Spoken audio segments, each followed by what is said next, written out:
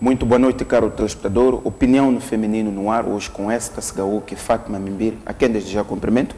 Boa noite, esta Segaú, que seja muito bem-vindo ao programa de hoje. Boa noite, Mucip. Cumprimento também à Fátima e aos nossos telespectadores que nos acompanham. Muito obrigado. Cumprimento também a Fátima Mimbir. Muito boa noite, Fátima. Seja bem-vinda ao programa de hoje. Muito boa noite. Obrigada, Mucip. Boa noite, Cita, e boa noite, caros senhores telespectadores.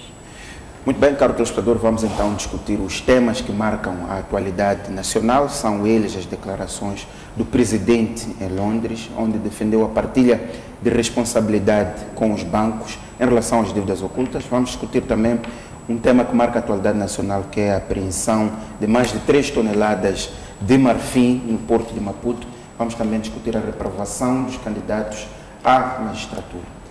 Esta, começo por si, na cimeira dos chefes de Estado e de Governo da Commonwealth em Londres, o Presidente da República defendeu que a responsabilidade pelas dívidas ocultas deve ser partilhada com os credores, nomeadamente os bancos Credit Suisse e o VTB. A minha pergunta é se concorda com este posicionamento do Presidente da República, que a dívida e a sua responsabilidade deve ser partilhada. Boa noite, Mucip, mais uma vez. Na verdade, eu acho que não tinha como ser diferente, porque até quando se fala de reestruturação, quando se fala de credores, está-se a falar destes mesmos bancos. Qualquer diálogo sobre a reestruturação é feita, em primeiro lugar, com estes bancos, que são os donos do dinheiro. Portanto, é pouco crível que eles começassem uma negociação com os valores envolvidos, portanto, e chegassem a termo sem que alguns aspectos fossem acautelados. E se calhar vale a pena também recuar que à altura que se diz que essas dívidas ou estes valores foram contratados, Moçambique gozava até então de alguma reputação. Era um país, era um Estado que era, portanto, tinha a sua quarta parte no Concerto das Nações, atraía investimentos. Lembro-me até que merecemos como país a visita da diretora-geral do FMI, a senhora Christine Lagarde, e com todas as boas referências que acompanhavam. Portanto, não creio que houvesse o espaço para começar uma negociação de qualquer montante que fosse, e nestes são de alguma forma expressivos, terminar-se esta negociação e não que se tivesse em conta aquilo que eventualmente fossem os compromissos com a FMI, com os parceiros programáticos, para melhor dizer. Portanto, faz sentido que, havendo que se falar na responsabilização, esta também abranja a outra parte. Portanto, da parte de Moçambique, é verdade que já há mecanismos em curso, desde da parte judicial, como também todo o processo para dar a conhecer os moçambicanos deste processo, que começou mesmo com o governo a ir à Assembleia da República, o nosso Parlamento a ouvir, a constituir inclusive uma comissão. Portanto, foram várias as etapas. Faz sentido que do outro lado também haja alguma segmentação. Na verdade, esta narrativa já era feita, portanto, pelos moçambicanos. Há círculos que já defendiam, portanto, este posicionamento. O que o Presidente da República fez e onde fez também, eu penso que a sua narrativa acaba encontrando eco. Portanto, foi estratégico ter feito as declarações em Londres? Considero sim, considero estratégico, porque primeiro abrange, ou chega, a mensagem chega para estes bancos, chega também para os parceiros de cooperação, não esquecendo que o governo, portanto representado pelo Ministro da Economia e Finanças, acompanhado do governador do Banco Central, estão neste momento também a tentar encontrar respostas, encontrar soluções para se ultrapassar este impasse. Portanto, vejo aqui várias frentes do governo com o mesmo objetivo, acima de tudo, encontrar uma plataforma que seja mutuamente aceite e concordada por todos os intervenientes. Portanto, os parceiros, encontrando, portanto, o alívio, as respostas e alguma acomodação junto do FMI e parceiros programáticos, dos bancos, que são os credores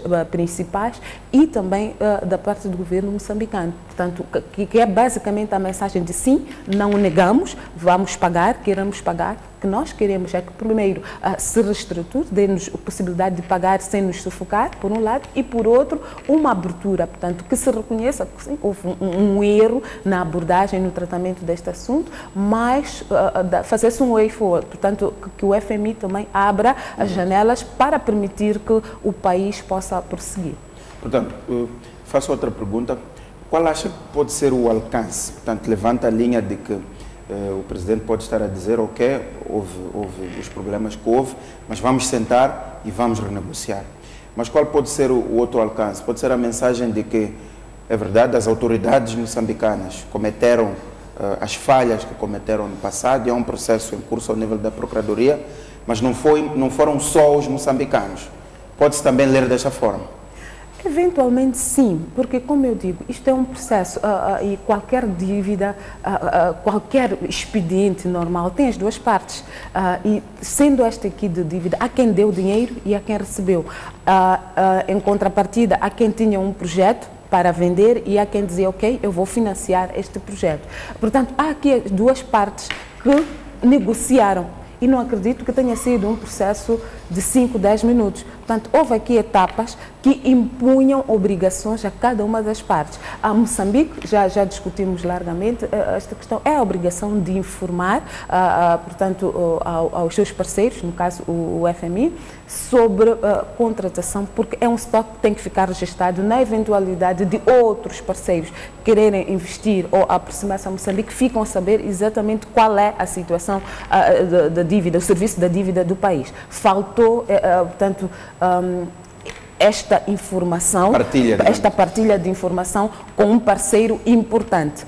Por outro lado, há também a questão de estes bancos não vão tirar, que sejam 500 meticais ou 500 dólares, dar a alguém, na esperança de que lhes seja devolvido, sem que analisem minuciosamente como é que vai ser feito este processo de devolução. Portanto, eu quero acreditar que houve aqui um due diligence que foi feito, eventualmente tenham-se quebrado alguns protocolos que na economia e nas finanças mundiais são imprescindíveis, eventualmente tenham-se quebrado. Então é preciso também que estas falhas, estas eventuais falhas de protocolos, sejam primeiro assumidas por ambas as partes e tenham também a respectiva responsabilização conjunta. Muito bem. Fátima, concorda com esta ideia de que é necessário mudar a narrativa em relação à forma como se constrói o discurso sobre as dívidas ocultas, no sentido de que é preciso também olhar para as responsabilidades dos bancos? Bom, nós desde o início temos estado a chamar a atenção para o fato de que aqui há responsabilidades partilhadas. Penso que o Presidente da República só vai tarde a oficializar, digamos assim, esse discurso. Não há dúvidas de que os bancos são responsáveis, porque não tenho certeza que tenham realizado o tal due diligence que a ESTA mencionou, não tenho certeza que eles tenham realizado, e é de certeza absoluta um requisito e uma condição sem a qual não se pode dar um financiamento daquela natureza para um país como Moçambique, que já estava com níveis de endividamento não muito bons, que na verdade este endividamento veio exacerbar a condição da insustentabilidade da nossa dívida. Então há aqui de facto responsabilidades partilhadas. Agora, que o Presidente da República esteja a usar isto como um escudo, digamos assim, para se reposicionar na mesa de negociação com os credores, a posição do governo, portanto, é bom que o faça, mas sem esquecer que, enquanto o governo exige que também se reconheça internacionalmente a responsabilidade dos próprios bancos de terem financiado nas condições em que o fizeram, sem certificarem que as garantias que foram concedidas seguiram, portanto, o procedimento legal, e nós estamos a dizer que os procedimentos não foram seguidos, porque uma instituição soberana importante não foi ouvida, que é a Assembleia da República, uma instituição importantíssima como o Banco de Moçambique também não tomou conhecimento de acordo com aquilo que oficialmente se diz. Pode ser que a informação em falta no relatório da CROL, pelo menos daquele do resumo sumário executivo que foi publicado, dá conta de que há muitos outros detalhes que não foram possíveis de apurar, talvez nesses detalhes em falta, a gente fique a saber se efetivamente as instituições, de forma informal ou outra, tenham dado alguma assinatura a este processo. Portanto, é importante que o governo acentue a tonalidade para melhorar a sua posição na mesa de negociações e dizer: o nosso gás natural nós não vamos dar porque vocês cometeram erros. Eu penso que nesse aspecto o Presidente da República está de parabéns e peca por tardiamente vir e reconhecer essa responsabilização. Agora, é preciso que, enquanto exigimos que os outros assumam a sua responsabilidade, nós também, como país, a responsabilizemos e de forma exemplar as pessoas que foram permitir ou foram se envolver num processo que enferma de ilegalidade, enferma de sustentabilidade, que enferma até de irresponsabilidade, portanto, de tantos giz que podemos aqui mencionar. Portanto, há passos que ao nível doméstico temos que tomar até para poder chamar as outras partes que não são necessariamente os credores, que perderam confiança em Moçambique e saíram a voltarem a confiar em Moçambique. Para que isso aconteça, é preciso que Moçambique demonstre que definitivamente Moçambique não vai compactuar com pessoas que apostam na ilegalidade, com pessoas que são capazes de penhorar o futuro de um país de forma arbitrária, com argumentos vazios, ok? Então, é preciso que haja, portanto, este sinal também, porque ir dizer aos credores: mas nós não fizemos sozinhos, porque os outros já fizeram até pior que nós. É preciso olhar para o contexto. Os outros fizeram pior que nós, mas qual era o contexto em que eles fizeram? E nós não nos podemos escudar dos erros dos outros, até porque deveríamos ter aprendido dos erros dos outros para não os repetirmos hoje. Então, eu acho que nesse aspecto de dizer que os outros fizeram, nós estamos a ser muito penalizados, é infeliz. Porque nós cometemos erros, temos que assumir que cometemos erros e até dizer: cometemos erros, mas não cometemos sozinhos. Aí, nesse ponto, estamos a fazer bem, porque estamos nos a proteger. Portanto, eu quero acreditar que o Presidente da República, ao colocar nós não fizemos sozinhos, está a dizer: atenção, essas exigências que vocês estão a colocar sobre a mesa, de que querem o nosso gás aqui, nós não vamos aceitar. Vamos negociar noutros termos e talvez os outros termos seriam nós pagarmos quando nós pudermos, mas a questão volta a ser: quando é que vamos poder? Nós só vamos poder, provavelmente, a partir do momento em que o nosso gás começa a ser produzido comercialmente, significando, portanto, que o dinheiro do nosso gás, mais uma vez, há de ser usado para pagar as dívidas. Portanto, reitero que antes de ir decidir como é que vai pagar, é preciso que resolvamos já aqui. É preciso sacar as responsabilidades aqui. A gente que se beneficiou, o dinheiro andou por aí, é preciso ir buscar esse dinheiro. O Estado tentar amealhar o máximo possível que pode e dizer: nós conseguimos recuperar isto aqui e vamos pagar o resto. Aí sim eu penso que os moçambicanos vão até apoiar o governo que paga, porque eu não acredito que nós, como moçambicanos, vamos querer ter um Estado que não assume as suas responsabilidades. Não é? Nós elegemos um grupo de pessoas, essas pessoas fazem a gestão do Estado e, por fazerem a gestão do Estado, como Estado, assumimos que os seus erros são nossos. Então, mas antes de nós assumirmos que os seus erros são nossos, é preciso garantir que essas pessoas são responsabilizadas pelos seus erros primeiro. Muito bem. O Presidente também, na sua mensagem em Londres, disse que o corte dos parceiros de apoio programático, portanto, o apoio direto ao orçamento do Estado, mas também setorial, está a sacrificar a população, passando uma ideia de que é preciso retomar a cooperação internacional para normalizar o país. Estas duas mensagens, como é que avalia o apelo que o Presidente faz aos parceiros de cooperação? Mais uma vez, é uma narrativa que internamente já existe, porque, e ainda semana passada, quando compulsávamos sobre o Comitê de Política Monetária, e uma das grandes, um dos grandes findings que lá consta é que o endividamento interno tem estado a aumentar, e mesmo por conta disto, é que o governo tem estado a usar portanto, a banca comercial para pagar, para liquidar boa parte das suas faturas, inclusive onde o apoio sectorial não está presente, o governo precisa de continuar a injetar para que o mínimo não falta.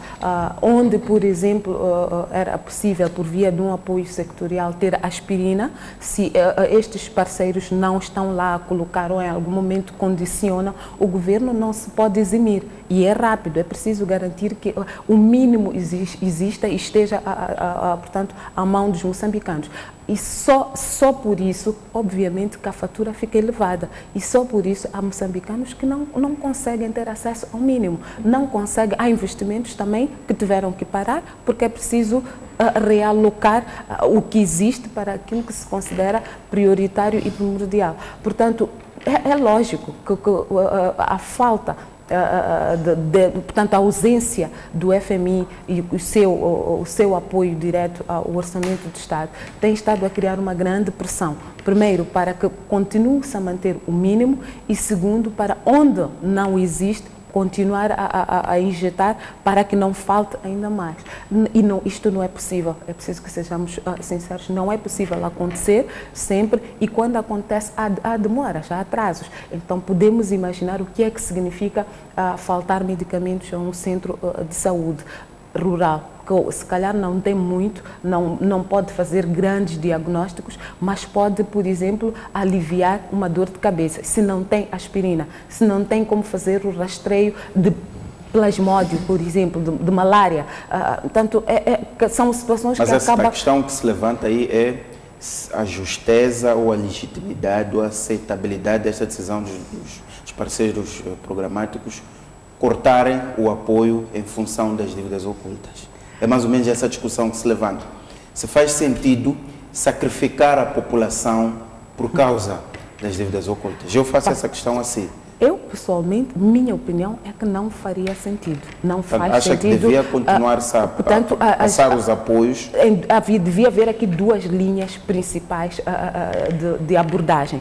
A primeira, sim, toda a pressão para que a situação se resolvesse e o mais rápido possível e se calhar e eventualmente de forma gradual, não é, ir-se repondo o que se tirou. Porque é preciso recordar que este apoio foi retirado numa altura em que se negociava, portanto, a outra fase terminava em junho, se a memória não me atraiçoou, há 3 anos por aí, então era preciso repensar a nova fase. Foi quando de fora chegaram notícias de que não, o FMI condiciona esta renegociação a esclarecimentos cabais sobre o estoque da dívida moçambicana, porque o que estava registrado era mais há relatos de outras dívidas.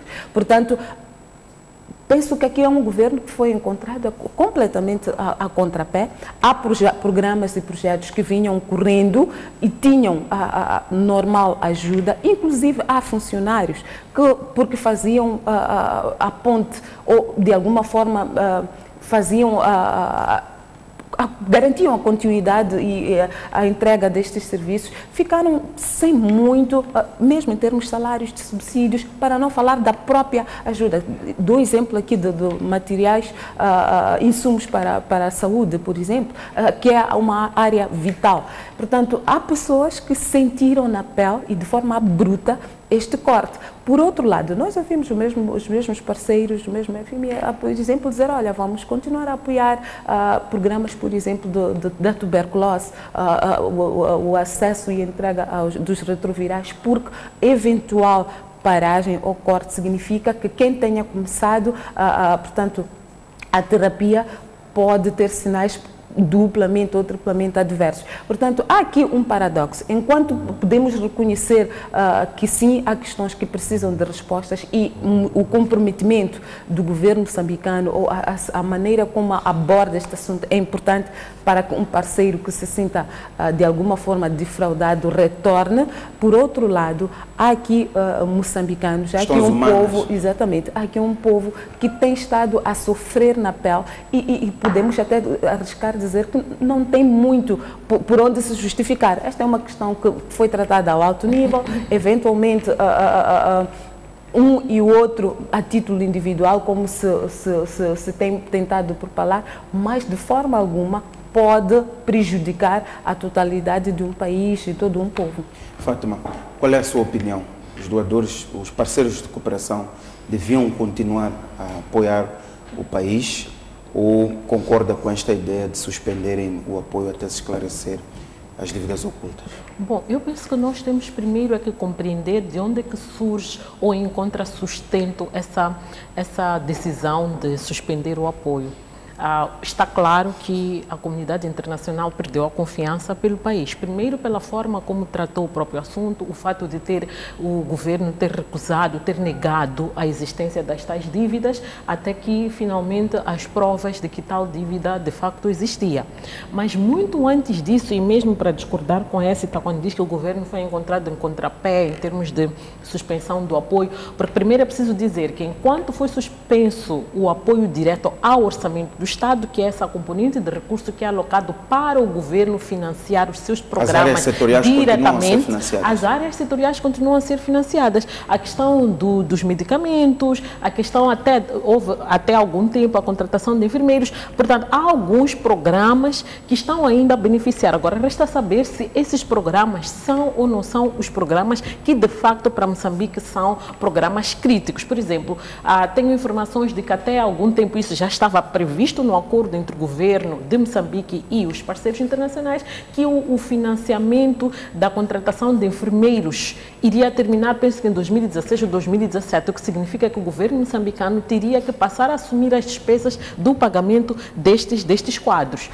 destes profissionais. No âmbito da saúde, em termos de medicamentos, também há um projeto de financiamento, sobretudo de medicamentos para tuberculose e para os antirretrovirais. Portanto, não sei em que dimensão ou em que medida que estes medicamentos são canalizados para o país, respondem àquilo que são as necessidades do país. Portanto, isto para dizer que há uma parte que continua e há aquela do apoio direto ao orçamento que foi suspensa.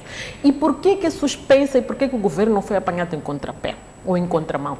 É que o discurso, a discussão ao nível internacional sobre a continuação do apoio direto ao orçamento do Estado estava a acontecer desde 2010, 2011.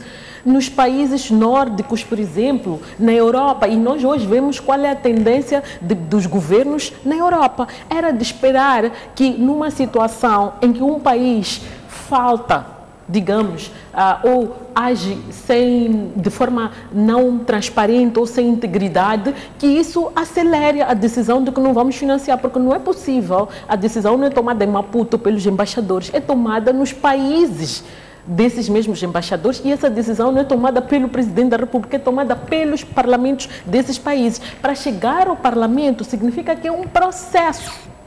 E esse processo não há de ter sido desencadeado em 2015, em 2016. É um processo que já vem há bastante tempo e que, se calhar, só precisou de uma gotinha de água para haver o rompimento. Por exemplo, na Dinamarca já havia essa discussão antes, penso que estamos todos informados, que a Dinamarca fez o seu phase-out do país, foi saindo. Na Noruega, na Finlândia e outros países há essa mesma discussão. Então, isto foi, digamos, a ponta do iceberg na crispação entre a comunidade internacional e o governo de Moçambique. Que isto nos penaliza, não há dúvidas que nos penaliza. Mas é preciso também lembrarmos que nós já somos penalizados há bastante tempo, mesmo antes de haver suspensão do apoio ao orçamento do Estado. Se nos lembrarmos... Eu perguntava a sua opinião em relação à decisão dos parceiros de programação de suspender, se não deviam manter enquanto se encontram outras saídas em benefício da população. Sim, bom, eu penso que cada Estado é soberano para tomar a sua própria decisão.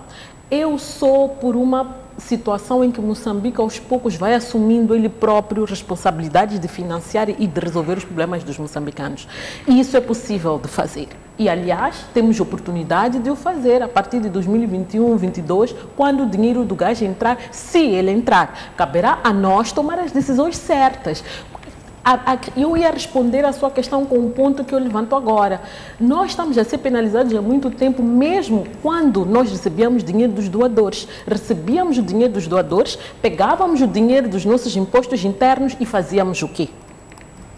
Pagávamos aquelas despesas supérfluas, regalias, etc, etc. E nós hoje estamos numa situação em que a realidade fica desvelada. É que o doador já não está, estamos por nós próprios, não temos mais nada a fazer. Os americanos deram em 2007, se não me engano, 500 milhões de dólares a Moçambique para infraestruturas. O que é que nós fizemos com aquele dinheiro? desviamos e no final tivemos que recorrer ao orçamento do Estado para fechar o déficit para poder completar o projeto e fechar e apresentar os relatórios de contas. Nós estamos a penalizar o povo há bastante tempo, portanto não é o doador dar ou não dar que nos coloca numa situação má, mas é a má gestão da coisa pública, a má gestão dos recursos públicos, a falta de sensibilidade do poder público de que é preciso priorizar. Este país tem que começar a viver de acordo com aquilo que pode viver. Nós temos estruturas uma estrutura da administração pública muito pesada, pesadíssima. Temos pagamentos que temos estado a fazer que não se justificam. Então, se eles deveriam ou não deveriam manter o apoio ao orçamento do Estado, nós diríamos, deviam ter mantido o apoio ao orçamento do Estado. Estamos a dizer isso pela sensibilidade que temos, mas se formos a olhar com profundidade, talvez até esta seria a oportunidade de nós dizermos, vamos arregaçar as mangas, de hoje em diante nós vamos lutar por nós próprios e não vamos tolerar mais situações como estas que levaram o país à situação em que está. Eu acreditava, na altura em que houve este corte do apoio programático, que Moçambique estava aos poucos a caminhar para uma situação de independência, se podemos assim dizer, do financiamento ao seu orçamento do Estado. O déficit do orçamento do Estado tinha tendência a reduzir. Portanto, com o gás, com o carvão, etc., as esperanças estavam lá. E, de repente, o que é que nós fizemos? Oferecemos todas as possibilidades que nós tínhamos ao desbarato. Então, eu penso que esta até uma questão que não se coloca se deviam ou não deviam, cada um age em função, é a forma como eles encontraram dizer, olha, este tipo de parceria nós não queremos. Também não acho que os próprios doadores, e até a nós nos devem envergonhar, temos uma relação de mais de 30, 40 anos com esses países, nos darem bilhões e bilhões de dólares em recursos financeiros e nós não conseguirmos resolver problemas tão básicos. Por que nós continuamos a morrer com malária ou de malária neste país, com tanto investimento que foi feito para o combate à malária? Muito bem. Essa está, enfim, em contraponto com aquilo que a Fátima está a dizer, a ideia de que o governo não foi encontrado em contrapé, já havia conhecimento disso, a ideia também da qualidade da nossa despesa, ou seja, aquilo que nós fazemos com os recursos de fora, portanto, que são esses dos parceiros de apoio programático, mas também aquilo que nós temos internamente. E se o fato de não se estar a receber os dinheiros de parceiros programáticos não seria uma fase de aprendizagem para construirmos a nossa independência financeira? Bom, vou começar pelo menos pelo meu ponto de ordem. Quando eu digo que esta situação encontrou, presumo, e foi esse o termo que usei, que presumia ter encontrado o governo em contrapé, penso que depois a Fátima acabou dizendo exatamente o que eu disse e parece que ela não percebeu ou não quis perceber. Mas vou repetir. É que tu estás numa situação em que os parceiros gradualmente iam retirando a título bilateral a sua presença. Portanto, Moçambique ia aumentando a sua participação, o seu apoio ao orçamento direto, por si. Portanto, as fontes eram várias, mas existiam pressupostos. E alguns dos pressupostos eram, primeiro, pelos projetos, pelos megaprojetos que convergiam para Moçambique, ias cobrar mais-valias. Portanto, essas mais-valias serviam para fazer investimentos atuais e futuros. O segundo ponto, que também é um pressuposto muito importante, é que tu terias, destes vários projetos, terias, portanto, resultados, dentre os quais o gás a jurar, numa situação em que tu vais poder vender este gás com tranquilidade, negociar e vender com tranquilidade. O terceiro pressuposto, mas não menos importante, é que já tinhas outros megas projetos, os quais cobrávamos as mais-valias, que estavam basicamente associados ao carvão. Portanto, é uma commodity que nós passamos a ser detentores, mas que não temos grande influência na sua transação no mercado internacional. Portanto, a oscilação do seu preço também mudou a forma de abordagem daqueles projetos, daqueles megaprojetos que investiram e, a dada altura, por condições internas, como dependentes do mercado internacional, não podiam vender. Portanto, assistimos a uma renegociação dos termos. Aquilo que para eles chamavam de melhores termos e para nós, os moçambicanos, eram, portanto, uma simples renegociação. Portanto, são pressupostos que implicaram que sim, Moçambique vai aumentar a sua capacidade de se autofinanciar, portanto, qualquer ausência, mesmo que gradual, seria cobrida como foi cobrido durante algum tempo, mantendo, entretanto, e isto é muito importante, o apoio sectorial, porque há projetos, e falo principalmente da saúde, porque eu acho que é um must, que estes continuam a beneficiar. Por isso é que eu dizia, se por um lado, portanto, é um paradoxo, o FMI diz que, olha, nós só vamos reatar qualquer conversa se tivermos respostas cabais para este dossiê da dívida, por outro lado, mantém-se aquilo que é apoio a projetos muito concretos. E dei o exemplo aqui da disponibilização de retrovirais, dei o exemplo da assistência à tuberculose, porque existe o conhecimento de que para quem começou uma terapia, 2, 3 anos, interrompe, isto pode significar um grande retrocesso. Portanto, este é o meu ponto e esta é a base com quem eu vejo aqui encontrar em contrapé, porque tu tinhas pressupostos que não se verificaram e estes pressupostos continuam não se verificando hoje. Portanto, alternativamente, o que é que está a acontecer? É que não há mais-valias a entrarem para o país, o gás está a marcar passo, o carvão é o que nós sabemos e o nível de despesa ou de participação do Estado moçambicano nas suas despesas também aumentou. E como é que ele tem estado a fazer face a isto? Onde tinha apoios, onde tinha ajudas e eventualmente podias dizer em 5, 6 anos eu vou tentando cobrir até fortalecer a minha posição, de forma abrupta estes apoios cortaram-se. Portanto, é preciso intervir, é preciso ir lá. E se tu tens um apoio que te cobre, vamos lá, 60 doentes de tuberculose, dos quais o apoio cobre integralmente, mas a tua população é de 110, quer dizer que é preciso um esforço suplementar para aqueles outros 50. Portanto, este era o meu posicionamento. Sobre a capacidade que o país tem ou devia ter de se posicionar, eu tenho, do mesmo jeito que acho que com a nossa abordagem com o FMI deve ter, portanto, a nossa posição com o FMI deve ter 2 abordagens, defendo também que internamente o governo deve ter 2 abordagens. A primeira é uma, se calhar até encabeçada muito bem encabeçada pelo Ministro da Economia e Finanças, em que lida diretamente com os parceiros de cooperação, esclarece toda esta questão da dívida, mas precisaria de ver um maior envolvimento do governo, aqui se calhar até diretamente do Primeiro-Ministro, a dizer, ok, internamente, quem somos, o que temos e o que é que podemos fazer. O que é que nos pode distinguir? O que é que nos pode pôr numa posição de fortalecimento? A narrativa da agricultura ser a base do desenvolvimento. A narrativa de produção devia passar a ser uma narrativa mais constante e mais presente. É preciso encontrar fontes alternativas para nos diferenciarmos. Claramente está provado que a dependência à indústria extrativa não é sustentável. Primeiro porque são megaprojetos e o mais importante nesta dependência é que nós não temos a última palavra. Não temos a última palavra, não temos como controlar desde o preço até a cadeia total de valores. Portanto, é preciso encontrar commodities, é preciso encontrar bens que nós possamos produzir e possamos nós determinar aquilo que vai ser não só o preço, como também a sua cadeia de valores. Portanto, esta que seria para mim a alternativa para os vários problemas que nós enfrentamos. Fátima, considerando aquilo que disse a esta, concorda com a ideia de que de facto fomos encontrados em contrapé, tendo em conta que os pressupostos iniciais, afinal, falharam? Bom, eu não concordo em 75%. É verdade que houve pressupostos de expectativas que foram depositadas no gás, no carvão, nas areias pesadas, etc, etc.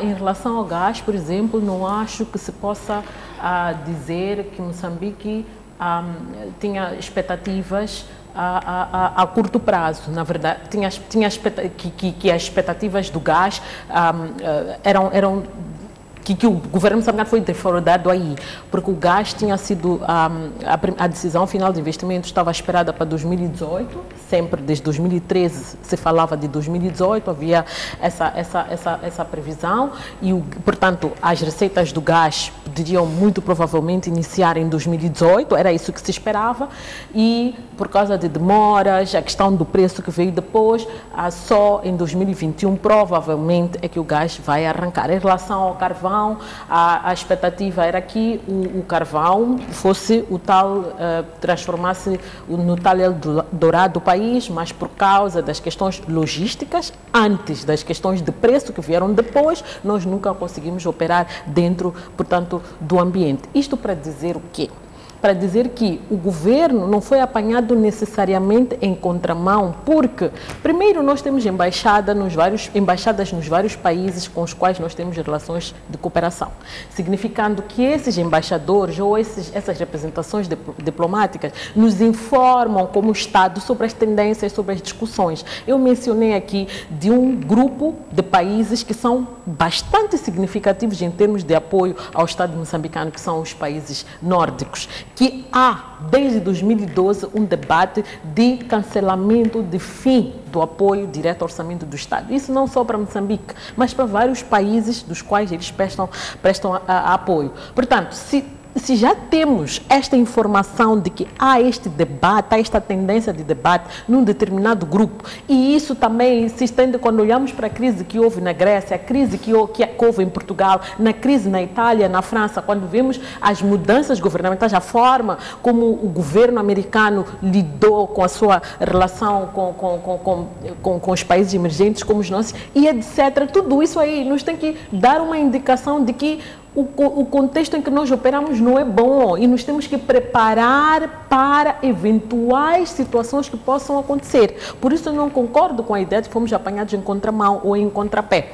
A questão do gás, a questão do carvão, tudo isso são discussões que estão dentro do próprio governo. Não é a questão do preço que fez necessariamente retardar a decisão final de investimento. Não foi necessariamente a questão do preço que fez, só o preço que fez o nosso carvão não decolar. Há muitas outras questões internas aqui que nós não nos preparamos. Ficamos a achar que tudo haveria de vir de bandeja, que era só ficar de braços cruzados. Era preciso o país se organizar, era preciso o país ter todas as condições para o investidor vir, encontrar essas condições e até reduzir o poder, a possibilidade de negociar. Nós estamos a lutar para reduzir questões negociais nesses contratos. Ao contrário disso, nós mantivemos estas questões todas. Portanto, estes argumentos de que houve mudanças porque o gás viria em 2018, eu não sei se quando se discutiu entre governos doadores o fim progressivo, se podemos dizer assim, do apoio direto ao orçamento, o governo estava necessariamente a pensar que em 2018 necessariamente nós vamos ter os bilhões de dólares do gás, do carvão, que foram prejudicados pelo preço das commodities. Muito antes do preço das commodities baixar, já se falava que muito provavelmente, porque há questões muito técnicas, havia questões jurídicas que eram bastante complexas que tinham que ser concluídas. Como é que nós vamos esperar tanto? Portanto, se há problema dos pressupostos, significa que nós próprios é que fizemos mal as nossas contas, a contar com coisas que não estavam lá. Aliás, o próprio endividamento, essas garantias que foram atribuídas, são resultados de cálculos muito mal feitos. A pensar que nós resolvemos tudo com o dinheiro do gás e nos metemos numa alhada, como se diz na gíria popular. Portanto, aqui não é que o Estado, que nós não fomos apanhados. Isso é um discurso de vitimização. Não é necessariamente. Nós não fomos apanhados em contramão. Muito bem, vamos então passar para o outro tema. Devia ter direito ao ponto de ordem. Um minuto só, então, para isso. Concordo. Ok. De novo, eu queria só repisar isto. Que até onde eu sei, o corte, portanto, a retirada do FMI foi à altura da negociação do novo pacote. Portanto, quando Moçambique negociava com o FMI, portanto, a extensão do programa e, eventualmente, de como é que seria. Portanto, foi nessa altura que o FMI disse muito bem este programa, e acho que isto foi junho de 2015. Acho que 2016, não, se a memória não me traiçoa. E nessa altura que disseram, ok, o vosso estoque de dívida é este que nós conhecemos, mas há aqui outros fatores que nós não desconhecemos. Portanto, esta é a narrativa que eu uso, estes são os pressupostos que eu uso, que são públicos, que eu os conheço. Portanto, é com base nesta informação que eu digo, se eu vou Portanto, para uma negociação que eu digo, eu vou renovar, eu estou a partir que as bases são estas e, eventualmente, 1 ou 2 aspectos vão ser retirados. Portanto, inclusive, levo o meu orçamento, aquilo que eu quero financiar, como quero financiar. Se eu levo um orçamento, estou a admitir que, vamos lá, no pior dos casos, 30% não passam. O que nós vimos acontecer é que esta ajuda não foi estendida. Nós estamos a dizer que um e o outro parceiro retiraram a sua participação bilateral. Estamos a dizer que o FMI disse, senhores, vamos parar toda e qualquer negociação até que esclareçamos este papel. E chamo aqui também o fato de, nessa altura, a narrativa oficial não era eventualmente, não era de certeza de reconhecimento. Portanto, puxou-se aqui. Houve aqui um puxar, um arrastar, até que, de fato, o governo moçambicano reconheceu. Portanto, estes são as bases oficiais, para que eu digo, vejo aqui uma situação de contrapé. Se não é... Fátima, tem também o seu 1 minuto para só mim, para concluir. Para mim a questão é como é que eu posso achar que fui apanhado em contrapé se eu vou para uma negociação onde, a partida, eu sei que eu estou em falta com a parte que eu vou negociar. Eu, a partir da sei que eu não partilhei todos os elementos que são importantes ou necessários para a parte com quem eu estou a negociar tomar uma decisão como deve ser. É óbvio que, numa situação, talvez o governo achava que haveria de esconder para todo mundo e talvez não sabia com que tipo de parceiro estava a lidar, que não era possível esconder de todo mundo. Ok? Que eu vou lá negociar e sair-me bem. Eu penso que, a partir desse discurso de que fomos apanhados em contrapé, não funciona. Eu não posso ir ao banco e negociar um financiamento com base, escondendo ao banco que eu não trabalho, por exemplo. E esquecendo que o banco tem também as suas próprias demarches para aferir se eu estou empregado ou não. Então, penso que aí não há como... E implicitamente eu reconheço que este é um aspecto que pode julgar a meu desfavor se for descoberto. Então, penso que aí era ir com 50% de dúvida e 50% de certeza. O segundo aspecto é, quando nós falamos de parceiros, eu penso que há 2 dimensões. Nós temos o parceiro FMI que influencia os outros parceiros. Mas nós temos também aquele grupo de parceiros do apoio programático ao orçamento do Estado. Então, eu penso que aqui também temos que localizar do que nós estamos a falar em concreto. Quando eu digo que houve uma falha ou falta de confiança, ou a falta de confiança exacerbou-se pelo fato de ter surgido o endividamento. Esse endividamento não foi assumido pelo governo, ficou a protelar, a dizer que nós não reconhecemos, até que um dia decidiu que definitivamente eu tenho que reconhecer, pôr os pratos na mesa e acabar com a situação. Então, penso que aqui também temos que nos localizar sobre qual é o parceiro de que estamos a falar, embora os do grupo do apoio direto ao orçamento sejam membros do FMI, no seu apoio ao orçamento já não o fazem necessariamente na qualidade de membros do FMI, o fazem na qualidade de parceiros do governo moçambicano. Muito bem, ficaram claros aqui as divergências em relação a esse ponto de vista. Vamos então passar para outro tema que marca também a atualidade nacional, que é a apreensão de marfim no porto de Maputo. São mais de 800 peças e calcula-se que tenham sido abatidos 430 elefantes para que se pudessem extrair as tais 800 peças de marfim. A minha pergunta é qual é a sua opinião sobre este movimento todo, a apreensão das alfândegas, mas queria também dessa sua opinião atendendo aqui a 2 questões centrais, que é a nacionalidade desses elefantes. A ideia de que se todos estes elefantes, 430, podem ser elefantes de Moçambique, e a ideia de se podem ter sido abatidos todos eles ao mesmo tempo ou não. E, sobretudo, também a proveniência deste marfim. Qual é a sua opinião? Com relação a este assunto, eu tenho mais perguntas do que propriamente respostas. Porque primeiro olho para 400 elefantes, 100, nem precisam de ser 400. Digo, ok, estão aonde? O mais provável é que estejam numa reserva e que haja algum controle, alguma fiscalização. E que o desaparecimento, nem preciso ir à opção mais drástica, portanto, o desaparecimento de 100 elefantes chamaria a atenção, porque quero acreditar que a gestão destes espaços é, de alguma forma, alicerçada na ciência, em alguma tecnologia. Portanto, imagino o que é que seria o abate. de não 100, mais 430, como é o caso. Portanto, por estas minhas dúvidas, digo, onde é que estariam estes 430 elefantes? E em qual foi o horizonte temporal do seu desaparecimento, do seu abate? Um dia, uma semana, como tem estado a aparecer, será que isto foi acumulado? Portanto, existe aqui uma rede de caça furtiva, de tráfico de pontas de rinoceronte, que durante algum tempo teria se dedicado exclusivamente a ir entrando por tudo que é aldeia, para tudo que é canto, para tudo que é parque, a abater, se for o caso, a comprar de caçadores furtivos que tenham tropeçado com um elefante e abatido e ficado com as pontas, a procurar outros pequenos traficantes e ir comprando deles para eles ficarem com o big deal. Portanto, são muitas dúvidas que eu penso que as respostas vão nos ajudar a perceber com quem é que estamos a lidar. É claro que isto é uma rede, é claro que, ou fica claro também, ou parece ser uma rede transnacional. Não creio que isto seja algo que se passe só em Maputo ou em Moçambique. Parece-me haver envolvimento até mesmo para além da nossa região. Parece-me também que é um movimento, um grupo, uma rede que tem objetivos muito claros, então não estão muito preocupados com resultados 360 dias. Parece-me que isto é algo que leva o seu tempo, mas eles sabem exatamente o que é que estão a perseguir, então no final sabem com o que é que vão contar e eventualmente tenham já um plano grande portanto, a ser executado.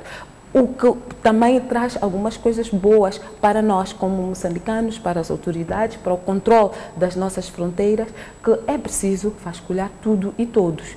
Estas pontas, até onde soubemos, estavam a sair camufladas ou disfarçadas em plástico reciclado, portanto, garrafas PET, supostamente para reciclagem. O dono do contentor era, até então, claramente identificado, parece que tem um espaço na Matola, portanto uma empresa, e para nós até se calhar achávamos um benemérito, portanto uma NGO, um cidadão que está a perseguir fins não lucrativos, eventualmente ajuda, quando por detrás há algo muito sério que vai desembocar, se não for na dizimação da população de elefantes, pelo menos é no tráfico, e tráfico a grande escala. Portanto, há aqui perguntas básicas que devem ser feitas pelas nossas autoridades e respostas, essas devem ser urgentes. Como é que alguém que está supostamente a lidar com plástico, com reciclagem, constrói, chega, instala-se, pede alguma licença, instala. As autoridades não fazem um TPC. De onde é que este senhor veio? Qual era o propósito? Aqui é que veio? E por detrás as informações, portanto, do diligence que nós pedimos a todos, em todas as outras esferas, aqui também tem que ser feito. Portanto, há uma empresa, um cidadão, um grupo de cidadãos que conviveu num bairro com moçambicanos e estava ali a desenvolver uma atividade ilícita e eventualmente até era acarinhado, porque hoje há uma narrativa mundialmente aceita e aplaudida que esta de apoio ao setor privado por um lado, mas também de reciclagem. Portanto, o lixo tem que ser reaproveitado, reciclado. Nós mesmos temos estado a pôr este desafio para as nossas autoridades no sentido de ir reciclar. Portanto, eu quero acreditar que este cidadão encontrou aqui amparo, porque veio, eventualmente, vendeu um projeto que cai bem, mas por detrás há algo... Tinha outros interesses. Portanto, como disse, tenho mais perguntas do que respostas e espero que o trabalho que as autoridades dizem estar a fazer possa ajudar-me especialmente ou de forma particular a encontrar as respostas que procuro. Fátima, tem mais perguntas que respostas ou nem por isso? Eu também tenho mais perguntas e uma das perguntas primeiras é de onde é que vem este marfim todo?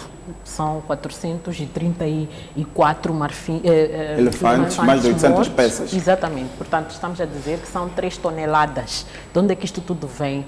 Em que momento é que isto foi sendo transportado? De onde esses elefantes foram mortos até ao local onde estes marfins foram sendo, portanto, armazenados e depois iam ser transportados via porto. Não sabemos claramente para que destino. Portanto, esta primeira pergunta é de onde é que vem este marfim todo? Tenho certeza de que não foram mortos os 400 de uma só vez. Isso não seria, penso que não seria possível sem que ninguém se apercebesse do que estaria a acontecer. É verdade que há dizimação dos elefantes e dos rinocerontes aqui neste país, nas reservas do nosso país. Temos o problema da fraca fiscalização, mas não quero acreditar que isto possa ter acontecido num único dia. Se calhar podem ter feito um plano de um elefante por dia, podem ter feito de um elefante por semana. Portanto, é preciso que também haja análise. Ou os elefantes podem vir de fora também? Não sei, não sei. Pode ser os elefantes que foram sendo importados para repovoar, portanto, aquilo que são as reservas, e por isso eu digo, se esses elefantes chegaram ao nosso país e depois desapareceram, as autoridades podem ter se apercebido disso. Então, pode ser que seja um processo de ir apanhando um a um, e nós temos estado a ouvir todos os dias, praticamente, que foram apreendidas 3 pontas aqui, 8 pontas ali, 5 aqui. Portanto, pode ser o conjunto dessas 5 que vão sendo apreendidas. Quer dizer, podem ser parte daquelas que vão sendo apreendidas, mas essas outras que não foram apreendidas. E penso que no início deste ano, ou nos finais do ano passado, houve informação de que houve um marfim que sumiu aí das esquadras. Para onde é que foi, aonde é que está esse marfim? Há um marfim de muito tempo que o Estado moçambicano tem estado a armazenar para tomar uma decisão que não é necessariamente o marfim ilegal, mas que é esse resultado, por exemplo, da caça desportiva, etc.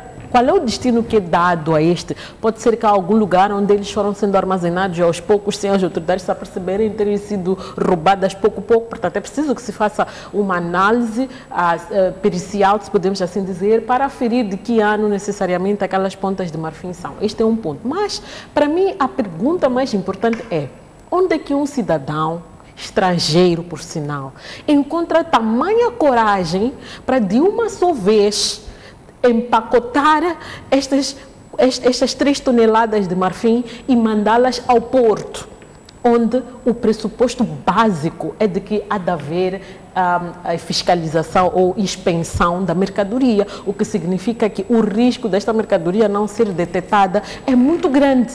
De onde é que vem tamanha ousadia para mandar 3 toneladas e a pensar que ninguém é de se aperceber que alguma coisa não está bem? A mim isto, sem ser conclusivo, mas criando alguma desconfiança, é de que muito provavelmente nós estamos em sede de uma quadrilha muito bem formada que envolve esses indivíduos de nacionalidade estrangeira, mas também envolve pessoas que estão ligadas às autoridades, desde a polícia, desde as alfândegas, porque as alfândegas estão no porto. Mas e neste seriam caso, as alfândegas. Fátima, as alfândegas funcionaram normalmente. Sim, vou chegar aí. Sim, vou chegar aí.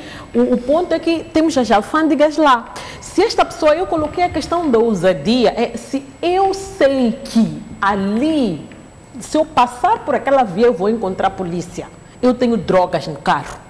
E eu tenho certeza que eu vou ali porque alguém vai garantir que o meu carro não seja fiscalizado. Muito provavelmente, no meio dessa rede, isso acontece muitas vezes. Nós vemos que quando os casos de droga são apreendidos no aeroporto, muitas vezes, é porque entre as partes não houve consenso.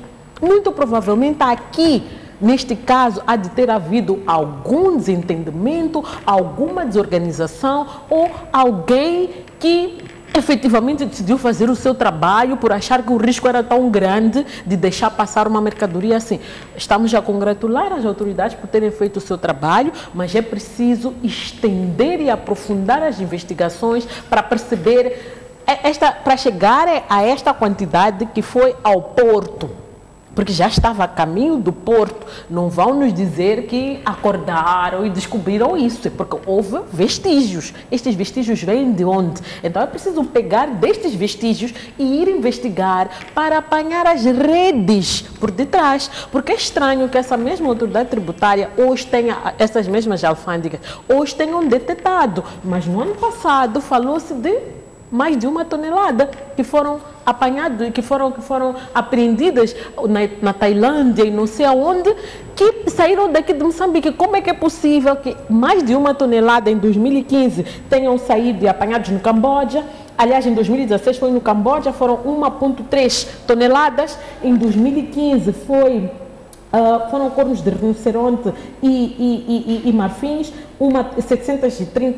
735 quilos que foram apanhados no Vietnã e que tinham a proveniência. Como é que é possível que isto tudo tenha passado e irem apanhar numa outra fronteira? Significa que naquela altura as alfândegas ou taparam os olhos, trabalharam com a tal rede e desta vez podem ter decidido não trabalhar. Portanto, é bom que façam o seu trabalho, mas também não podemos acreditar cegamente que as autoridades sempre fazem o seu trabalho, porque não é possível sair mais de 1 tonelada sem as alfândegas terem se apercebido e sem que os scanners tenham apitado. Então, é bom que tenham feito e queremos congratulá-los, mas isso nos dá a indicação de que há uma rede que certamente funciona com pessoas de dentro e que é preciso desmantelar.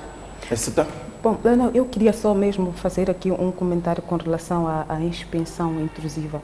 A menos que as coisas tenham mudado, e isto sem desprimor de eventuais grupos organizados que eventualmente tenham até ou contam com apoio de agentes das alfândegas e tudo isso, mas que eu saiba, até bem pouco tempo, e isto é uma exigência até inclusive do setor privado, para garantir a tal celeridade, pedia-se sempre que, portanto, se tem 3, 4, 5 navios, portanto, não é toda a carga que é inspecionada, não é toda, portanto, a inspeção é aleatória. Portanto, estas 3 toneladas vieram de alguma forma até ao porto, não é? Passaram por algum posto de controle policial, foram acondicionados em algum lugar e a saber pelo dono da carga, podemos deduzir que foi mesmo ali perto, ou aqui perto, na Matola, que ele tem lá, que foi onde acondicionou também o plástico, portanto, para reciclagem.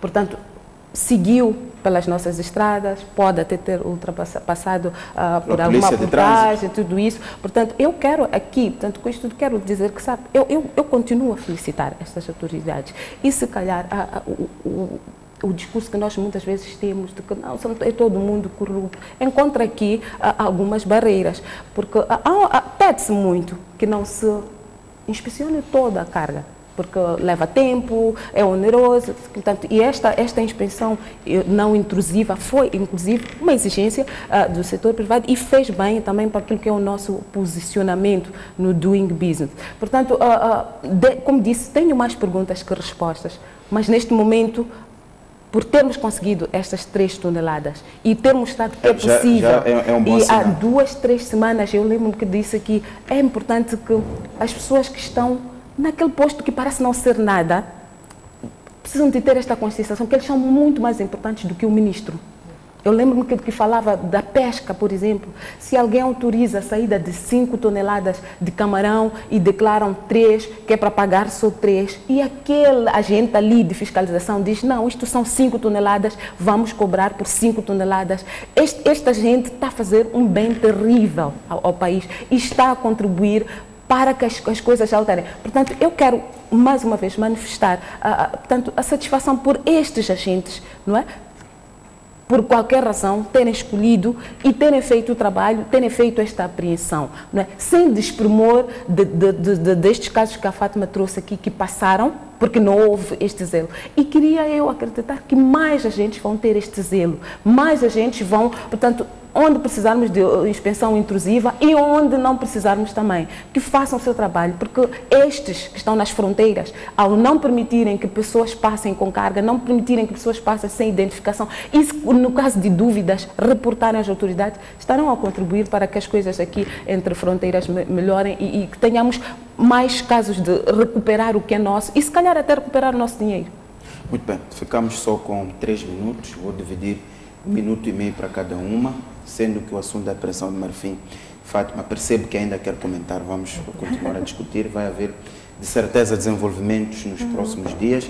Vamos então à reprovação dos candidatos à magistratura. Fátima, começo mesmo por si. Dos mais de 600 concorrentes aos cursos de magistratura, apenas 34 foram aprovados para as 65 vagas. Isto está a criar um desconforto. Os candidatos, enfim, falaram à comunicação, em particular a STV, não concordam, mas o Centro de Formação Jurídica e Judiciária diz que colocou como peso maior o exame psicotécnico, que tem como principal objetivo avaliar o desenvolvimento mental, as aptidões, habilidades e conhecimento dos candidatos. Qual é a sua opinião? Acha que o filtro colocado pelo Centro de Formação Jurídica e Judiciária foi demasiadamente apertado, que não permitiu que esses candidatos pudessem entrar? Ou acha que os candidatos têm razão quando dizem que faltou clareza, faltou informação sobre as formas de acesso à formação? Bom, eu queria mesmo começar por parabenizar ao Centro por tamanha coragem. Nós estamos a vir de um contexto em que o Centro era muito concorrido, e continua a ser, os dados demonstram, mas em que havia uma muito má fama de nepotismo, de facilitação, etc., de pessoas sem competência. O resultado que nós temos é aquilo que nós vemos na nossa esfera pública, que são juízes que julgam sem consciência de justiça, efetivamente.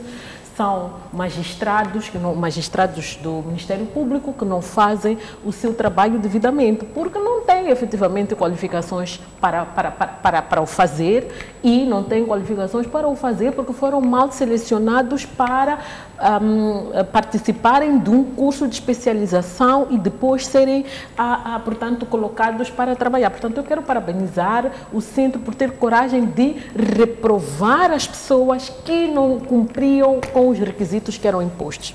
Eu acho que o discurso de que não conheciam os requisitos é um discurso furado, desculpa-me dizer assim, porque quer me parecer que uma pessoa que estudou Direito, primeiro, que concorre para um curso como aquele, tem que ter lido muito bem o edital, o que ele diz e quais são os métodos de avaliação. E quero saudar pelo fato de o exame psicotécnico ser o principal exame, ou ser o exame que tem mais peso na avaliação ou na admissão destas pessoas. Nós reclamamos que a nossa polícia é desumana, a nossa polícia não tem meios, não tem métodos, não tem nada, é porque não são feitos exames psicotécnicos para contratar polícias. Dizemos que são criminosos, não são céleres, não pensam, é por causa disso. Reclamamos dos próprios funcionários públicos, que estão sentados ali a tomar chá, a falar ao telefone, não sei o quê, quando nós estamos ali, não são capazes de tomar uma decisão rápida perante emergências. Por quê? Porque não há exames psicotécnicos. Então está de parabéns o Centro por ter avançado sobre isso agora. Enquanto há essa perspectiva de análise de que, de facto, o Centro, se calhar são os ventos da mudança, o Centro está a querer trazer uma nova perspectiva e colocar no mercado juízes, magistrados do Ministério Público que valham a pena, que sejam uma mais-valia para a sociedade. Estão de parabéns. Mas também é preciso rever. Nós temos muitas escolas que formam juristas, mas só estão a pôr no mercado gente que estudou umas coisas de direito, mas que de juristas não tem nada. E estes exames têm nos estado a mostrar isto. Espero que tenhamos mais oportunidade para aprofundar a análise, a discussão sobre isso, porque é importante. Nós queremos juízes comprometidos com a justiça, procuradores comprometidos com a justiça, e isso passa por eles filtro lá na sua formação. serem trazidos como deve ser.